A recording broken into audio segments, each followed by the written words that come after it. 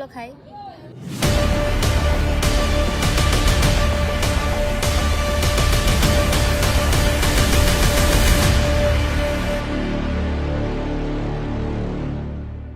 Japan মানে sakura আর sakura মানে Japan, কিন্তু এই সাকুরার পেছনের গল্পটা শুধু সাকুরা নয়। এই সাকুরাকে ঘিরে আছে গভীর দর্শন ও ইতিহাস।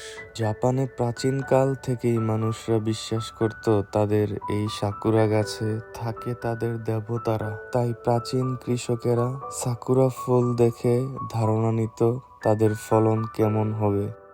তারপর সামুরাই যুগে সাকুরা হয়ে ওঠে একটি প্রতীক। জীবন মানে সাকুরা ফুল, হঠাৎ ফোটে খুব অল্প সময়ের জন্য, তারপর ঝরে যায়। সামুরাইরা ভাবতো জীবন এমনই, ঠিক সাকুরা ফুলের মতো অল্প সময়ের জীবন। যতদিনই বাঁচি এই ফুলের মতো সুন্দর ও সম্মানের সাথে বাঁচতে হবে। সাকুরা নিয়ে জাপানিজ ফিলোসফি কনসেপ্ট আছে। সুন্দর জিনিসের ক্ষণস্থায়িত্ব বুঝে তার জন্য মায়া অনুভব করা। আর সাকুরা ফুল দেখলে সত্যিই এই অনুভবটা আসে, কারণ সাকুরা ফুল খুব বেশি দিন থাকে না।